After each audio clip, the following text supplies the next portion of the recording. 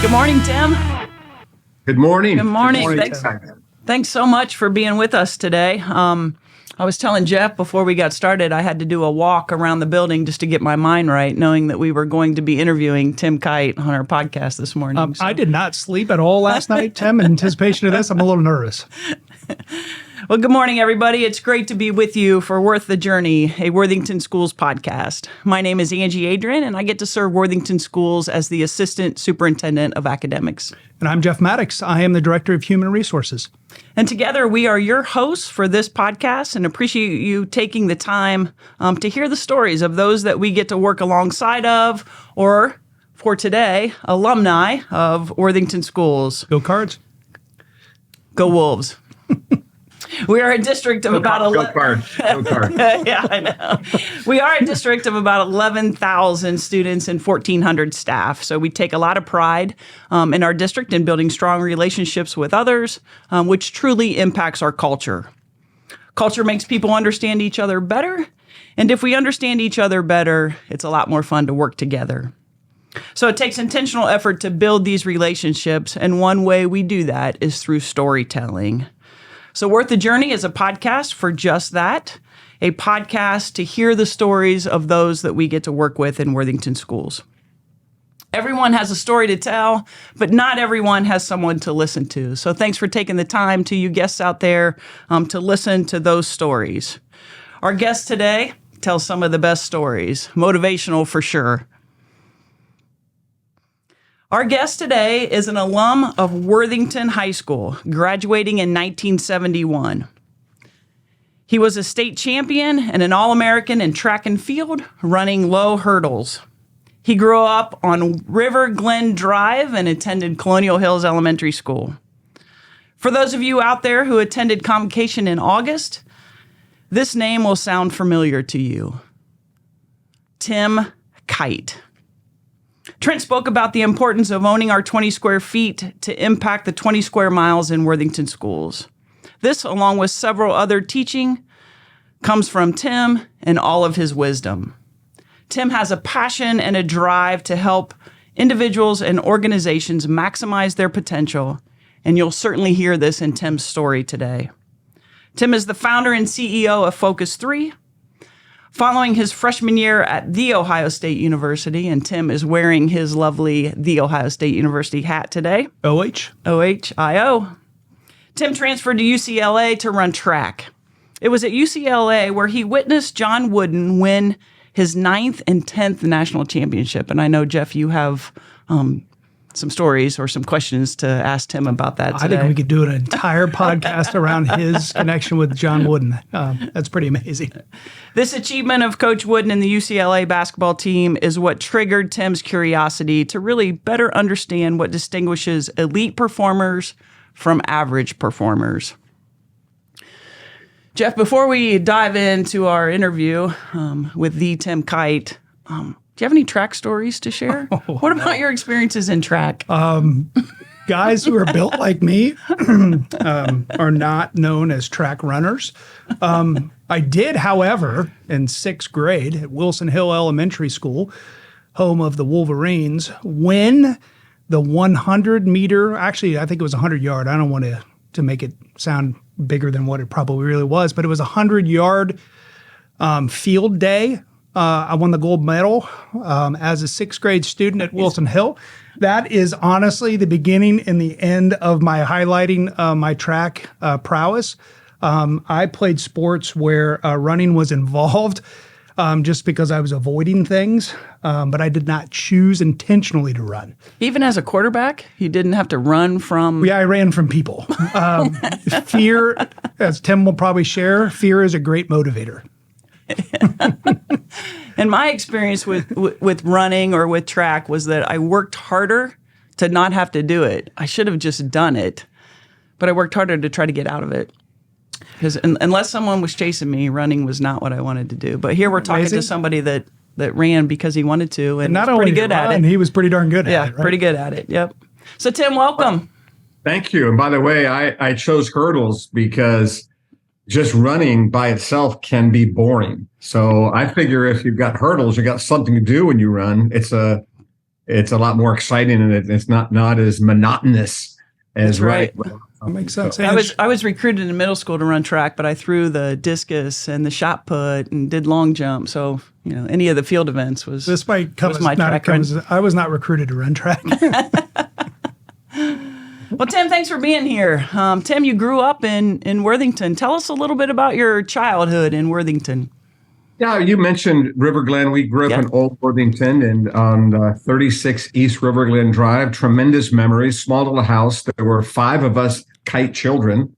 I was number 2, 4 boys, 1 girl. I remember distinctly, and I've told these stories to my family over the years. We all 4 boys were in one bedroom, and my sister got her own bedroom. And we had 2 bunk beds in our room. So it was just packed with the 4 boys, and lots of fun times. I mean, I just remember so many vivid memories of life on that street. And life was very different that time. And we would go outside and play, and there was no adult supervision. No one was concerned. And my mom would come out at 5:45 in the evening and ring a cowbell. Uh-huh. And we would hear it, and then we would come, and that would be dinner time. And then dinner would be over. We'd go back outside again. And we lived probably, I don't know, a couple miles from Colonial Hills. And I walked to school to and from every single day. As long as as back as I can remember, it was just a whole different era, right? And there was a creek between my house and school, which my mother would remind me every single day, do not stop in that creek because it's got water and mud, and don't come home with. And of course, what did I do as a boy and there's crawdads and little minnows and stuff, and I would do my best to stop at that creek and not get wet, not get muddy, and sometimes successful, sometimes not. But my mom was wonderful on that. And as I got older, the Worthington pool became a big part of our summer, every single summer. And we would ride our bikes from our house in Old Worthington, up High Street, down 161, past the high school, and go to the pool. Again, on our own. And so lots of fond memories. I love growing up in Worthington. So that was elementary school. And then we moved to Worthing Way, and I was in 8th grade. And I'd gone to Kilbourne Middle School, and maybe a medical school now. I don't know. It is not. It's still middle school. Yeah, and then of course Worthington High School. Back then, there was only one. It wasn't Thomas. It was just Worthington High School. Right. Again, so Tim, I happened to be looking through. Speaking of high school, I happened to be looking through some of the old yearbooks. So I found this 1971 yearbook, and I have to. You won't be able to see the picture, but I can certainly send it to you. But on page 21 of this yearbook, senior tie, softs, and float rivalry. And then there's this picture of the annual homecoming bonfire. And then below that is Queen Becky waits tensely for the outcome of a play. Below is co-captain Tim Kight, who bestows the traditional pregame kiss to Becky Hall. Mm-hmm. Do you remember that kiss? Absolutely, I do. I do. Do you think Becky remembers that kiss, Tim? Oh, sure. I'm sure. She's going to hear this podcast and reach out to me. Probably. So here's the backstory on that. Please tell, Tim. Yeah. So we had, I think, 3 captains: Rick Page, myself, and Jack Savage. And Becky Hall was Jack Savage's girlfriend. Oh, awkward. And I forget exactly how it happened, but I was the one chosen to bestow the traditional pregame kiss for Becky. And Jack and I were friends and everything. We joked about it, but that's the other little fun thing about it, is that I was dating somebody else and he was dating Becky, and I was the one who gave that and kiss to Becky. She looks ready for the kiss, for sure. She looks happy. She does. She's smiling and looks ready for the kiss. I like to see the after picture. And these are things that are it's hard to convey in these kind of situations. And that was obviously 1970. Obviously 71 was the graduation year, but that was, whatever it was, October 1970. Becky Hall was, and I assume still is, a wonderful, wonderful person. Oh. Whenever I've seen that picture before, and people have reminded me of it, and I have. There are a number of people I knew, obviously, at Worthington High School that were just terrific people. She is one of them. So That's great. Shout out to Becky. That's exactly what I was If she is one of our 135 listeners, reach out to us, Becky. We'll have you on. We'll talk about that kiss. Hey, Tim, when you were going through your childhood and growing up, you brought back some memories. I grew up on Clearview Avenue. One of the fondest memories I have in my childhood is we used to have block parties. Did you ever have block parties where you'd close off the street that you grew up on, and all of the neighbors would come out and they would shut down that street? Did you ever do that? We do them here. I now live in South Carolina at Bluffton, right by Hilton Head, and they do block parties here in this street. We just moved in about a month ago. Sure. And we do block. There's going to be one coming up. We didn't do those. You didn't do them? Yeah. Do you remember the ox roast that they would shut down at Worthington High School and do the ox roast? Every year I went. Yeah. Every year I went to the ox roast. Yeah, I haven't heard that. That is a term. Yeah, absolutely. A blast from the past. Yes, absolutely. The whole concept was built around roast beef, which is not bad, right? I mean, you just come and you would eat roast beef at Worthington High School. And maybe Tim, I assumed it was for a fundraising purpose. I don't even know the history of the ox roast. It's sadly no longer with us, but I do still like roast beef. Yeah, I don't recall what the purpose of it was other than the gathering. Yeah. Yeah. So Tim, tell us a little bit about. I do want to share one more picture. So there is one more picture of Tim Kight finishing first over the hurdles. So picture of you running hurdles. Does that bring back memories? Probably hard to see. That. There you are. Yeah. Determined look. You had the classic 1971 haircut. Like that? Yes. Yeah, that was nice. You had some good flow going. Mm-hmm. And here you go, right? Yeah. Hey, that's all right. Yeah, Still looking good. You still look good. Yeah. Still looking good. Although, as you know, this is chemo related. So I normally have hair. Right. But I'm midway through chemo right now. So this is and I think I look like a strength coach. You do. Yeah, you do. You do. Yeah. Yeah. That's my sense. I think you look good. Yeah. So Tim, speaking of chemo, tell us a little bit about either, whichever direction you want to go. Certainly your life story, but then your work with Focus 3 and the message that you have bestowed upon so many people that has truly impacted us in Worthington schools and I know nationally. So your podcast is one that has a lot more followers than ours probably does. But we've learned from you, and I believe Jeff and I can speak from our hearts that we are better leaders because of what you have provided for us, whether it's through a podcast or our personal connection with you because of the message that you share to others. You alluded to the genesis of the work that I do, which was that transition period between Ohio State and UCLA. And when sometimes in those life transitions, always in those life transitions, you have the opportunity to reflect.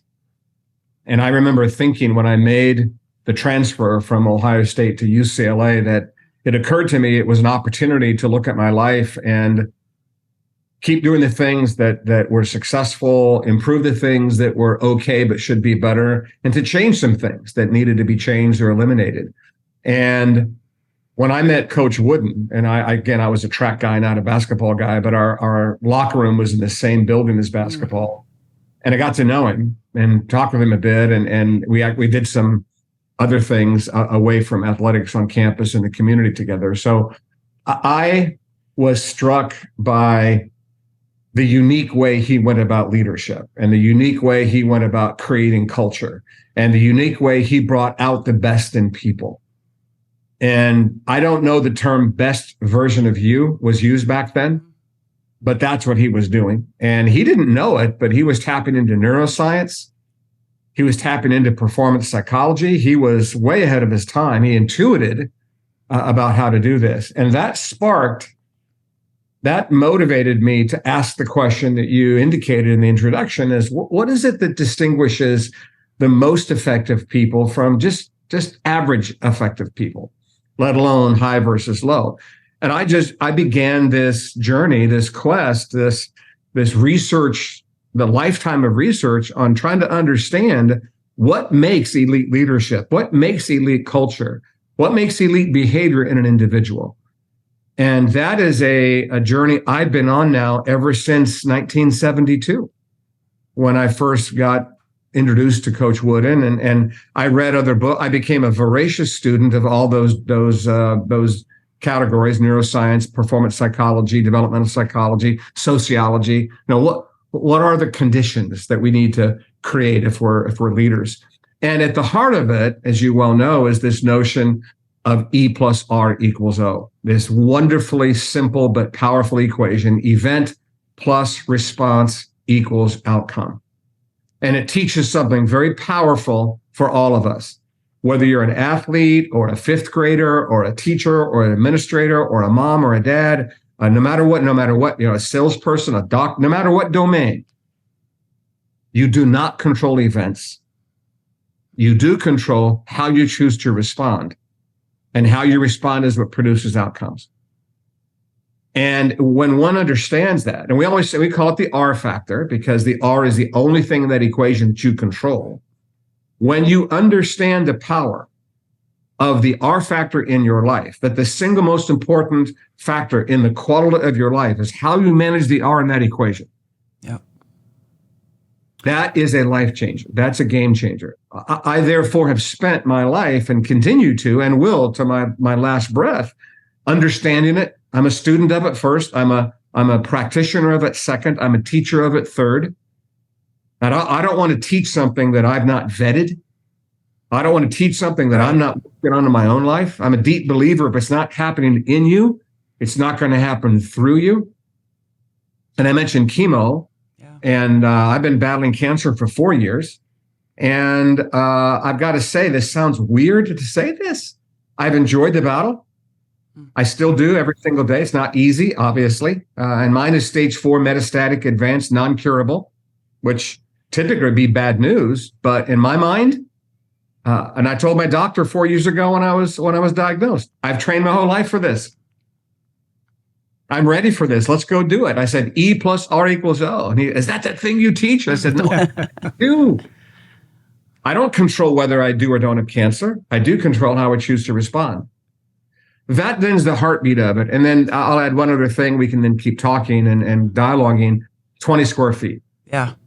And 20 square feet is simply a metaphor that we use to describe the fact that every single person in every single organization, whether it's a school or a business or whatever it would be, has a sphere of control, a sphere of ownership. That's 20 square feet. It's a metaphor. It's not literally 20. I teach it in Europe. It's not even square feet. It's metric. So it's a metaphor. But it represents the fact that you and only you decide what you're going to do, how you're going to act, what your attitude is, what your beliefs are inside the 20 square feet. Inside, you've got control, and outside, you have influence and impact. And if you want to maximize your impact on the outside, you have to maximize your ownership and control on the inside. And unfortunately, what a lot of people are doing today is they're so fixated on complaining about things outside their 20 square feet that they're failing to take ownership of things on the inside. Right. And if we I just see this all the time. I see it all the time. And the way I like to admonish people and encourage people is this statement. And this is so meaningful to me. Do not let the frustration on the outside diminish the fire on the inside. It is your job to create your fire. You have to, this is important, you have to untether your emotions from your circumstances. You cannot allow your attitude to be situationally determined. In fact, one of life's greatest superpowers is the ability to bring a good attitude to difficult situations. And the vast majority of people today in America, when things are good, they're happy. When things are bad, they're sad. That's not a healthy way to live. Difficult, challenging things happen all the time. And so the challenge to all of us is manage the R. and it's a mindset first and a skill second. So that's a lot to say. We can talk more about it, but does that answer? Absolutely. No, I love it. Jeff, we're not getting ready to play a game, but I'm ready to go. No, Yeah. exactly. Like, let's go. Let's get in. Look, I could listen to you forever. Absolutely. But I've listened to all of your YouTube and your 2-minute talks and those kinds of things. And the one question I really keep coming back to is the E plus R equals O. Talk to me about the evolution of that. It's not like you woke up one morning and said E plus R equals O. So obviously life events shape thinking and studying, but how did you talk to me about the evolution. Talk with us about the evolution of E plus R equals O. Yeah, that's a good question. The second thing at UCLA that happened for me that was so instrumental in my life journey, is reading the book Man's Search for Meaning by Dr. Viktor Frankl. And I will say this to whoever is listening to this podcast, please go out and buy and read that book. And I'll say this to every administrator and teacher in Worthington schools: buy the book, read the book, have your students read the book, teach the book. And I don't know if y'all have read it. I don't know if you look at that, y'all. Now I live in South Carolina. Okay. That was a quick. Hey, I responded without thought. Life circumstances. Do you like sweet tea? You do like sweet tea now, Tim? Yeah. This, in fact, this right here is decaffeinated cinnamon tea is what this is. So, nice. The Man's Search for Meaning. Dr. Frankl was a Jewish psychiatrist practicing in Vienna, Austria at the outbreak of World War II. And from there, you can probably understand then that he and his entire family, his wife was pregnant with their first baby, and they got all taken up by the Nazis and put into the concentration camps. Never saw his wife again, never saw his unborn child, never saw his parents again. His sister was out of the country, so she escaped that, but Dr. Frankl was in the concentration camps. And he had the strength of heart. He had the wisdom. He had the internal resilience to observe himself, the guards, the prisoners, the capos, they're called, who are the Jewish kind of co-conspirators with the Nazis, the ones who compromised. He observed everyone, and he wrote about it. And when I first read the book, I didn't know E plus R equals O, but what Dr. Frankl writes about in the book is a very famous statement. He goes, they could take away my liberty, but they could never take away my freedom. And man's final freedom is the choice that he makes of his attitude in response to any given situation in life, even a concentration camp. But that was his choice. And I'm reading this book. He said something else in the book. There's so many things that are great quotes. He said, I don't want to become the plaything of circumstance. He said, if I survive this, I want to be found worthy of my sufferings. And he viewed the concentration camp as a test of what he described as your inner hold, your character, your inner strength, your ultimate identity. And talk about owning your 20 square feet. Right. Talk about mental toughness. Talk about resilience, all these things we want in our lives. Talk about a life that was lived with courage despite horrific circumstances. Now, I'm 19, 20 years old reading this book.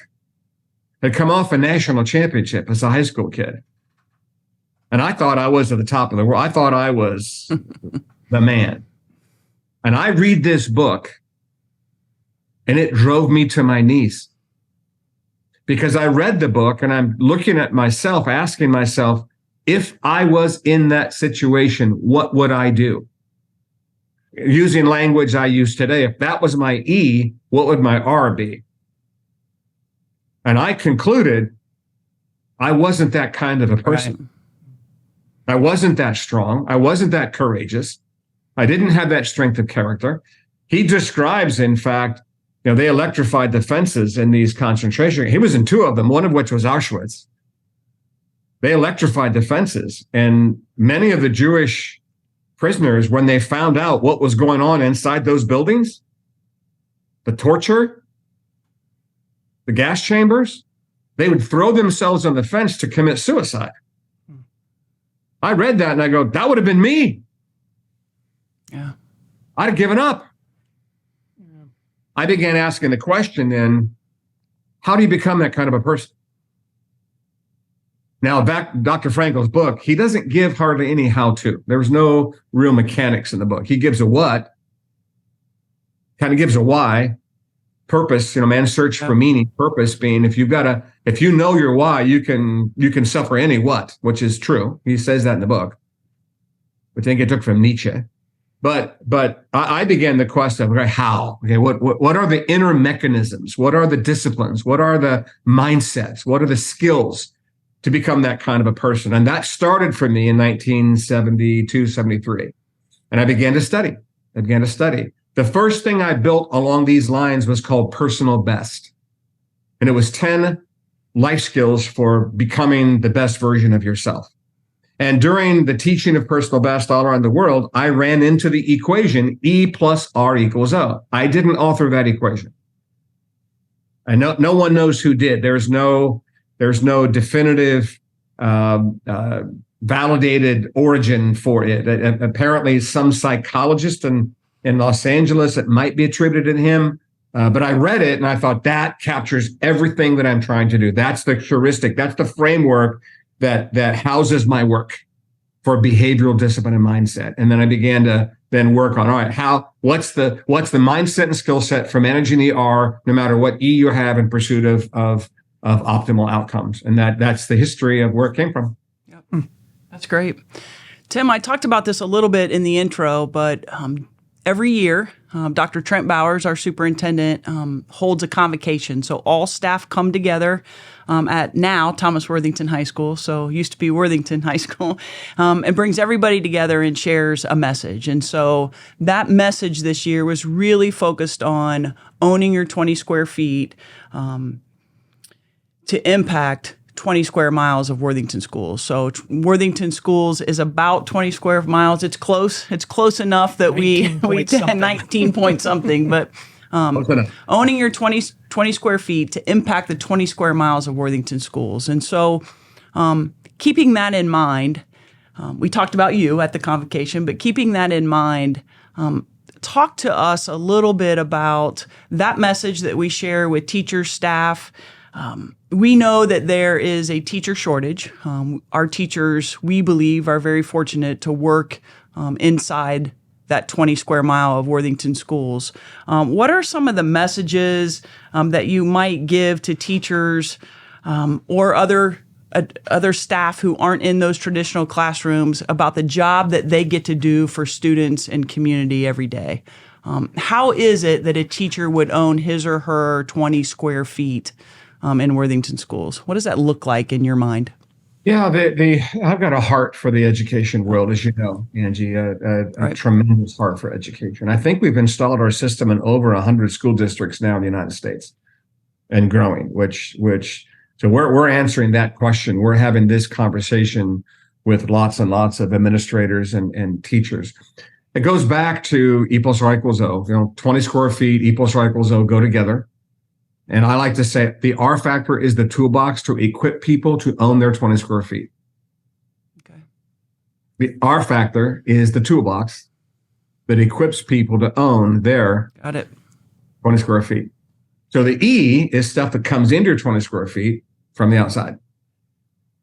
The R is what you choose to do in your 20 square feet. And the O is the output, is the impact you have as a result of how you manage your R. And one of the ways a teacher could think about this is you're going to get lots of events every day. I mean, innumerable events. Very true. And the thing that you control is your response. And we've got a toolbox around it. And the toolbox has these 6 disciplines. And I'll give them to you real fast. And you know what they are probably. But the 6 disciplines of R factor. And this is how a teacher would, number one, manage and own her or his 20 square feet. manage their 20 square feet. And it's how students would, and it's how I do. And no, that it applies to all of us. Here are the 6 disciplines. Press pause. Get your mind right. Step up. Adjust and adapt. Make a difference. And build skill. And that's the fruit of 40 years of research on my part on how would someone own their 20 square feet using the E plus R equals O. That's great. And I know Jeff wants to talk about mind right. So he and I have spent a lot of time talking about getting your mind right. And I said I even had to get my mind right before we started this podcast this morning. I had to focus. We're talking to Tim That was Kight. perfect, actually. I need to focus. But ask your questions about mind right. Angie, can I make one other comment in response to your question about a message to teachers? Yeah, absolutely. absolutely. Other thing that we talk about, and some of you have read the book Above the Line that I helped Urban story of the national championship in 2014. And at that time, we called it above the line, below the line. A lot of our clients still use that language. When I talk to elementary school kids, I call it on path, off path. Okay. But we now use the language, have now for years, discipline over default. Discipline over default. And discipline is attitudes and behaviors that are effective. And default is attitudes and behaviors that are not effective. You can manage your R one of 2 ways. You can have a default-driven R or a discipline-driven R. And the default-driven R is characterized by impulse, autopilot, and resistance. And it's easy. And there's a lot of social support for it. And the ultimate default R is BCD. Blame, complain, and defend. I got you. And it doesn't work. Right. And discipline is intentional, on purpose, and skillful. And here's a fun Worthington High School little connection. Yes, tell us. I took 4 years of Latin at Worthington High School from Miss Winfred Drum, who, by the way, I think was born just after the Earth's crust cooled. And so she was very knowledgeable about all kinds of things. And she would walk into class every day and say, Salve discipuli. Salve means greetings, and discipuli is Latin for students. The word discipline is Latin for student. It doesn't mean punishment. Right. I learned that at Worthington High School. A discipline-driven life is learned. Right. It's learned. It's a skill set you build. And if you don't do the work to learn it, you slip into default. And we have a lot of people today reacting on default to stuff. And if you've got a default-driven 20 square feet, you're not going to bring best version of yourself to school every day. So your 6 toolbox ideas, perfect. The pause piece, I get human beings can work through the pause. They get to the next step, and that is get your mind right. You're the expert. I got to imagine that's oftentimes where it goes off the rails. So I've heard you say repeatedly, the person you talk to the most is yourself. Yep. So that self-talk is hugely important when it comes to get your mind right.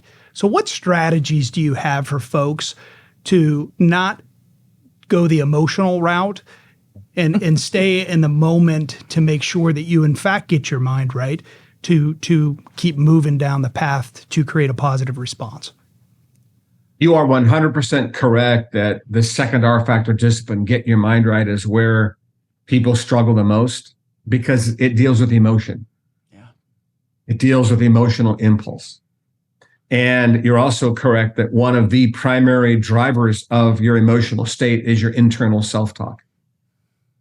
And many people, one, are unaware of the power of their inner voice. They've not been trained. They haven't been taught. They haven't gone through the necessary skill building around that. And so think of it. Let's go back to discipline over default. You're going to have one of 2 voices in your head. You have a discipline-driven voice. You have a default-driven voice. And that it's pretty much binary like that, by the way. You got an above-the-line voice or a below-the-line voice. The below-the-line voice tends to be negative and cynical. And it's loud and it shouts. The above-the-line voice whispers. And what we need to do is detune the default voice and tune up the disciplined voice. And here's a little bit of neuroscience. Emotion feeds on verbal input. The stories you tell yourself, the way you talk to yourself feeds your mental state. If you see negative, talk negative, you'll feel negative, and you will underperform. Period. I'll say it again. If you see negative, talk negative, you'll feel negative, and you will underperform. It will not be best version of you. On the other hand, if you see in a productive way, you talk in a productive way, you're going to feel productive energy, and you're going to operate at best version of yourself. Therefore, in order to get your mind right, you have to intentionally choose. I like to call it productive self-talk, not just positive, productive. Productive. And the self-talk that's productive, it doesn't lie. It doesn't ignore pain. It doesn't ignore sadness. It doesn't ignore emotions. It acknowledges emotions, but then it focuses on what needs to happen. What do you need to do? Right? So you mentally tough people, they feel all the emotions of others, but they don't fixate on emotion. They acknowledge it, and then they focus on what needs to be done. What I've learned and what I teach is you have to prepare your self-talk ahead of time. You have to prepare your self-talk before these challenging events happen. Simple situation. Driving. You drive I-71 from Columbus to Cleveland, you're going to get tailgated. It's predictable. You're going to get cut off. It's going to happen. Heck, you drive 270 around Columbus, it's going to happen. Yep. Hey, you drive Heister, whatever. You choose the road. It happens all over the world. Well, what do most people do when they're tailgated? What's their self-talk? They get angry. It's below the line. They get angry, yeah. And if you call somebody a name, you gesticulate out, I'm number one signal, whatever if you see it as a combat, if you see it as an irritation, as a frustration, and you talk negative, you're going to create and feed a negative emotional state, and you're probably going to brake check and get and you've just increased stress, made a difficult situation worse because you chose poorly. What you could say to yourself is this: you could say to yourself, inside yourself, be safe, move over, let them go. Check your side view mirror, check your rear view mirror, signal, move over, let them go. Could do that. That'd be above the line of discipline driven. But most people don't do that. Most people are below the line. Same thing. You get into some kind of a student does something weird. A parent does something that's irritating, which I know rarely happens in schools, but apparently that happens sometimes. Well, how do you frame it? How do you talk to yourself about it? There's enormous power in your inner voice. And one of life's greatest realities is you get to choose how you see and how you talk to yourself about situations that you face. And if you choose default, that's a choice you made. And that's a hard pill for somebody to swallow because they want the situation to be the source of their feelings, but it's not true. Situations do not create how you feel. You create how you feel. One of life's greatest disciplines is the ability to talk positive in response, productive in response to negative things. And like I say, and I'm just one person. I'm not. Yeah. I mean, I'm not special, but man, am I glad that's in my life right now. Yeah. Like there's so many negative things, quote unquote, have happened in the last 4 years. Doesn't bother me. Ange, that's incredibly powerful. It's one of those in our profession, maybe all professions, but never more now in education. It's hard sometimes. Absolutely. And it's really, how do we respond positively during times where it's easy to go negative? And I think sometimes it's hard because you feel somewhat in isolation, right? I'm in charge of my classroom, or I'm in charge of a department that I'm working in. And so you feel isolated. And I think some of the best way to respond to some of that is to bring people together and collaborate and have conversation with each other and, share some of this. So certainly your message today, Tim, inspires us all. Our mission in Worthington Schools is to empower a community of learners who will change the world. And you definitely have empowered a community of learners, and you are changing the world. You're changing the world for me, for Jeff, for those that listen to your podcast. So but I know you have a busy day ahead of you and lots of things to plan for and to do. And we're super, super honored to have you as a part of our podcast this morning. So thank you. But you're not off the hook yet. And I want to make sure I give you time too. If there's anything you want to say that you haven't had a chance to say, but once you do that, we have a 15 rapid fire questions that you're going to be responsible for to tell our listeners a little bit more about you. And they're doozies. Never had questions like this they're before. deep questions. So Seriously Put my deep. seatbelt on. but Yeah, deep that's thought, good. yep. Anything, Tim, that you didn't get to share that you want to share to our Worthington schools community, to our listeners out there? There's so much. I mean, Yeah. I'm so passionate about these things. Just another message to the adults in all of the schools, certainly to moms and dads and caregivers and all that, but particularly to the administrators and teachers and classified staff. I'm a deep believer in this, that when you pull up to the school, or you pull up to where you work, whatever it would be, and before you get out of your car and go into the building, you say to yourself, talk about self-talk, today I get to lead with purpose, serve people, solve problems, and bring energy. I can't wait to go in that building. Love it. And you say that to yourself. Today I get to, not have to, I get to lead with purpose, serve people, solve problems, and bring energy. And then go in the building and be that person. Now about noon. Great self-talk. Might have to do it again.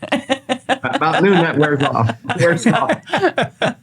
Post that around your office or your classroom, right? That's good. Yeah. You got. I'm trying to look. I've got. That's. We've been. I'm looking around my desk here. I've got some clients that have put it in these little miniature posters and coasters and things. Yep. That's what I. And the same thing when you go home, you pull into your driveway, and before you go into that house or that condo or wherever you happen to live, is tonight I get to. Love with purpose, serve my family, right? Bring energy, solve problems. And I shudder to think of the people today who operate by some mindset that's not what I just said. Where they go into the building and there's not a purposeful sense. There's not an attitude of service. There isn't a positive energy, and they go in complaining about problems. And those are really tangible, practical affirmations that we can all use. It's huge. Might just be a post-it on my dashboard. Yeah, absolutely. Well, you know what? And I don't want to become too intrusive here, and I don't want to step on toes. But you know where it'd be great to post what I just said is the teachers' lounge. Yeah. Yeah. You're right. Tim, from one proud Worthington grad to another, thank you. I mean this. You have made Worthington proud. You have really gone off and, as Ange said, changed the world. You keep focusing it back to leadership, and you're 100% right, obviously. But I want you to know that you've also helped me become a better parent. And a lot of things that you talk about, I have used over the years with my own 3 kids. And it really has helped me focus my priorities on how do I want to raise my own 3 kids to set them off into the world to be better human beings. So thank you for that. Well, thanks for sharing that, Jeff. Yeah. I appreciate it very much. Absolutely. So you ready for this? Listen, nobody's ready for this, Tim. I mean, these are questions that are going to be rapid fire. I want your honest heart response. If you ask to pass, I won't let you. Okay. Okay. He's ready. Look at that focus. All right. I like the focus. His mind's right. He's pressed pause. He's ready to go. What has been your favorite grade in school and why? Favorite grade in school? Probably, you ready for this? Yeah, here we go. I think it was 5th, 6th grade, maybe, at Colonial Hills. And I was captain of the school crossing guard. Oh, well, you and I share something. And I had this notion that the school would go on strike for something in the lunchroom, and I can't remember what it was, but I convinced all of my classmates that we went on strike, and we all brought our lunch, and no one bought lunch that day. No one. You led a strike? It was a lunchroom strike. A lunchroom strike. I can't tell you why I did that. I don't know. Well, let's be honest. You didn't like the lunch that day because if it was something you liked, you weren't going on strike. Well, hold on. We went on lunchroom strike, because here's the thing. I don't know if Worthington still does this, but the hamburgers that they bought were from the Seventh-day Adventist non-meat place. So our hamburgers weren't real meat, and whatever. But we did it. The soybean burger. Yes, they were. Oh. And the lunchroom ladies they cried, they got upset. I got suspended. Oh. Ooh. Wow. And I remember going home. That took a turn.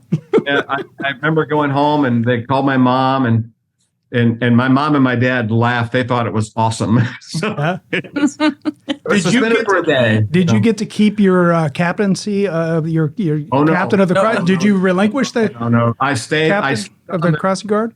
I stayed on the crossing guard, but instead of I had the white, the thing, but yes. I went from gold back to dull silver, so I was demoted from captain. So Tim, when I was captain of the crossing guard at Wilson Hill, I got a little gold miniature badge, kind of looking like a police sheriff badge. Did they give those out at that time? Something like that. Yeah. Yeah, I actually could still find mine somewhere. I bet my mom still has it. All right, back to the question. I'm sure they took mine away. Mine's... Well, that's true. You had to give it up. What is your go-to lazy dinner? Go-to lazy dinner would be peanut butter and jelly. That's a good one. Is your bed made right now? Yes, because I'm married to a who is extremely neat. So it's not you. If it was up to you, you would not make your bed. It is funny how you say that. My attitude is, so when we moved here, I kept a condo in Powell, and I never made the bed in the condo because I was doing treatments at the James and plus super involved in stuff in Columbus, and I travel all the time. So we had a place here and a place up there, and I was there alone a lot. I never made the bed. Heck no. Would you ever appear on a reality TV show? When I was younger, probably, but it depends on what it is. I'm not into these romance. It'd have to be a competitive thing, like it's something to compete. Yeah. And the harder, the better. Like a Survivor kind of thing? Yeah. Absolutely. What movie do you enjoy quoting the most? Remember the Titans? Well, that's a good one. That is a good one. Yeah. That's a great movie. What dish do you cook the best? Cereal. Oh, wait a minute. That's like a... that's like a little foreshadowing. Yep, I'm not going to ask any follow-ups on that. You don't cook at all? Okay. No. I have. When I have to. Again, up in Powell, when my wife wasn't there. Sure. I had to cook something, and it had to be a bit more nutritious than just ramen noodles. It would be, if I actually had to cook, it would be scrambled eggs mixed with cheddar cheese. Yep. Chopped up, this would be avocado and tomato. And then, and I like to fry hot dog in the pan and then do the scrambled eggs. That would be it. If I cook, that's it. That's pretty good though. Sounds good. Yeah. I don't know about the hot dog, but little game changer on the scrambled eggs. Have you ever tried to add cottage cheese? If not, I'm telling you, cottage cheese in the scrambled eggs on the side. Very good. Yeah. It's very good. Big time. I love cottage cheese on the side of scrambled eggs. I'm with you, Jeff. Yeah. Finish this phrase. The way to my heart is. Ooh. The way to my heart is do the work. Do the work, and particularly do the hard things that life is asking you to do. That's the way to my heart. And that's a different tack from that. Now here's the more intimate version. The way to my heart is my 4 grandkids. I figured that's what you were going to say. I was waiting on that. All right. So one is who are they? How old are they? The one's the performance side, right? But then in terms of just my life and love and all the things that make me tick. I got 4 grandkids. Georgia lives here, and she's 8. And then Luke and Ava live in Denver. Luke is 6, about to be 7. Ava's 3, about to be 4. And our youngest is Isla, and she lives in Richmond, and she's 3. Yeah. They're awesome. Do you watch shows one episode at a time, or do you binge a whole season? I'm a big non-TV guy. At all? Like you couldn't name one TV show that you are currently watching? So I don't watch TV hardly at all. However, with the advent of recent approaches to things, I've been pulled into just a couple of them. Okay, what are they? Are you willing to name them? Rip and Beth. Oh, Yellowstone. Did you hear Kevin Costner's not coming back for the last season? Yeah, Totally crushed by that. That's part of the whole. I'm so not into the trauma and drama of the celebs. I mean, I don't want to get overly. I mean, too much celebrity worship and stuff. But I did like Yellowstone. It's a pretty darn interesting show, and I binge watched it. Oh, yeah, that's an easy one to fall into a binge watch. Yeah. Would your 12-year-old self think you were cool?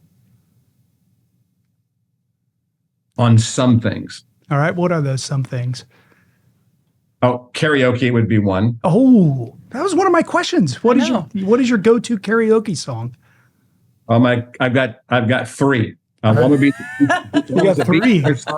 Surfing USA. Okay. The other one is Margaritaville. Yeah, he just recently passed. And then my third one would be Zach Brown, song called Toes. Yeah. Nice. Yeah, but my younger self would see some things like I look at my grandkids and like this house we have and things that we do. We just do fun things all the time. I mean, with my grandkids, and so I'm not cool in the way the kids think, but I'm this is not going to make much sense to people per se. But if you're a grandparent, you get it. I do something called a touch test with my grandkids. I touch parts of their body and say, does that tickle? Does that tickle? Does that tickle? Does that tickle? Of course, I touch things like that and it doesn't. And I slowly get close to things that do tickle. They just think it's so funny. And then eventually I'll touch this and they'll start laughing. Tickle. I do something called bear trap. I mean, we play games with our grandchildren all the time. And in that regards, yes. Cool. In that regard. You're making memories with them that they'll never forget, Oh, right? huge. They'll do that same game with their own kids someday. It's true. Oh, my children are doing things with their children that I did with them, and it's awesome. Yeah. Speaking of games, do you think you could win a game show? And if so, which game show would you be on? Well, as a non-TV guy, You grew up watching game shows, though. There's no way as a kid. I mean, I know of them. Joker Wild, like that one, or Price is Right, or Sale of the Century, nothing? Never watched any of them. Wow. All right. I think I could win. Is it Jeopardy where you got to say you got to? Yeah, Jeopardy. You think you could Question. Yeah. I think I could win Jeopardy if by chance I drew 2 opponents genuinely mediocre. Because I would say my overall general knowledge is slightly above average, slightly above. But if I drew some smarty pants, I'd get my butt. I really thought what you said if I drew 2 opponents who didn't show up. What is your favorite concert of all time? We recently went to the Eagles in Columbus. That'd be good. Oh, did you really? Yeah. 2 years ago. Yeah. And I love the Eagles. Yeah. Love the Eagles. That's my era back then. And we're sitting there, and I love country music. So we're listening to the Eagles, and my wife and I are watching and them play. And I said, man, that lead singer sounds a lot like, gosh, what's the guy's name? Vince Gill. Yep. I said, I can't believe how much he looks and sounds like Vince Gill. It was. And a few songs later, they come up and say, ladies and gentlemen, who's touring with us right now is Vince Gill. So Vince Gill was singing with the Eagles. Oh, that's cool. great. That's really cool. That was a great concert. Yeah. What is your go-to pizza toppings? Ham, pepperoni, and tomatoes. Oh, tomatoes on tomato sauce. Interesting. Yep. Are you a believer in the pineapple concept on a pizza, or do you say no way? I'm neutral. I mean, You're neutral on that one. I actually the way I like it is if someone if that's at the table or whatever, and I'm allowed to have a slice, I like to take the pineapple off, but there's still a slight pineapple taste. I like that. I have a pizza rubric, and the lowest bar on the pizza rubric is it's all right. I've really never come across a piece of pizza I wouldn't eat. But pineapple, not feeling it. What's your favorite ice? By the way, I'm with you on that. There's no such thing as a bad pizza. There's better and worse, but no bad. No bad. Same thing with science fiction movies. Well, I could get on board on that one too. That's true. There's better and worse, but I watch a C- science fiction movie. Oh, good. That's true. What is your favorite ice cream flavor? Oh, I am a massive Grater's fan. Oh, which one? And it's just, I mean, I like vanilla. Oh, what? Like Did vanilla. you guys plant that? No, I'm not high-fiving that. Okay, I love you, but vanilla there's no way I'm high-fiving vanilla. That is the blandest It's the flavor of all best. time. I love vanilla. We don't have great. I'm totally getting crushed on the vanilla. Yeah, and I don't like cones. I like it in the dish. And the condo we lived in Powell was just down the street from the Graters there, so next to City Barbecue.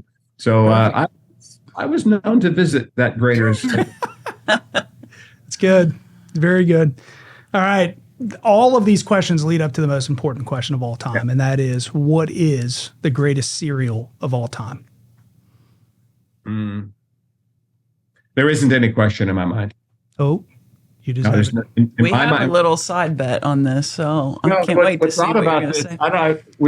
My wife and I were fishing in Lake St. Clair last weekend up on north of Detroit. A very good friend of mine is a guide up there, and we've known him for 20 plus years. And we used to take our own boat up there, but I've sold that boat because we moved down here. And we were talking about, you fish with somebody that you know, and we fished for 2 full days, and we had all kinds of questions. One of the things we came up, what's your favorite cereal? Listen, you have really cool friends, Tim. I don't know, but they're super cool. And mine is unquestionably Life cereal. I told you. Oh, you nailed that one. High five on that one. We had a side bet on this, and I said I know he's going to say Life. I just have a feeling he's going to say Life. I cannot believe it. I'm fond of grape nuts. That's the worst cereal of all time, scientifically proven. Hold on. Context. And I love Frosted Flakes. Right? but I have to have a very low sugar diet now. Okay. I just have, because sugar feeds cancer, so you have to really have a low sugar diet. And so the cereal that I eat is grape nuts, and I've developed a bit of a taste for that. Is it muesli or muesli? Muesli. Oh no. Oh. Yeah. And you just, and then you have to be smart about that stuff. But man, if I had to choose, absolutely, beyond a shadow of a doubt. Like, as you say that, what's your favorite cereal? I can picture myself at 36 East River Glen Drive, going into the breakfast alcove in that little house, and my mom pouring a bowl of Life cereal. It's cool. I can see it in my mind's eye right now. Yeah. Cereal is one of those things. So I found 2 conversation starters in my life that if you get stuck with somebody and it's kind of awkward, and that is ask them who their favorite teacher is of all time, and they will totally light up. And people become passionate about that conversation. The other one is cereal. Right. It takes you back to a place in childhood. And I can tell you commercials. Remember back in the day, Saturday morning cartoons and the cereal commercials. I love the Waffalo's commercial. I mean, that was a really good one. But Life cereal, back to you, Tim, is that is a phenomenal cereal. It ranks very highly on the base cereal. It is a cereal that you can add to other cereals, and it doesn't destroy the integrity of that cereal. So if I'm running low on the greatest cereal, Fruity Pebbles, and I add Life cereal to that, it makes you feel like you're eating Fruity Pebbles, but it's being backfilled by the Life cereal. It's a good base cereal. Well, you're going to appreciate this. When I was recently in fact, just as we're wrapping up the condo up in Powell, there's a Kroger right down the street there in Powell, and I went in early one morning and went down that aisle, where all that stuff is, and there was Pebbles and Life and grape nuts, boxes ripped open and stuff all over the floor, and the cops were there, and it was like, what the heck is going on here? And I saw one of the cops. And I put him off to the side and I said, what is this? And the cop said, well, we're pretty sure it's a serial killer. You had me. Nice. It's a great way to end. That's a very good one to end. Thank you, Tim, for playing thanks along. so much. Yeah, thanks for being a part of our Worth the Journey podcast, a Worthington Schools podcast, where we acknowledge and share the stories of those that we get to work alongside of in Worthington Schools, or alumni like yourself. So you've made a difference for us in Worthington Schools. And as I said earlier, our mission in Worthington Schools is to empower a community of learners who will change the world. And you certainly have changed our world, Tim. So thank you so much. Yeah, Angie, Jeff, it's my privilege to be on. Thanks for having me. This has been a great conversation. Yep. Thanks, and go Bucks. Go Bucks. Go Bucks. Hey. Thanks, Tim. Thanks, Tim. If you want to hear more, you can find us on our Worthington Schools website and on Spotify. A big thanks to Corey Carter and our communications team for making this podcast a reality. And of course, to our students at The Ohio State University in the communications department. The journey may not always be easy, but it'll definitely be worth it. Thanks for taking care of each other, and have a great day out there.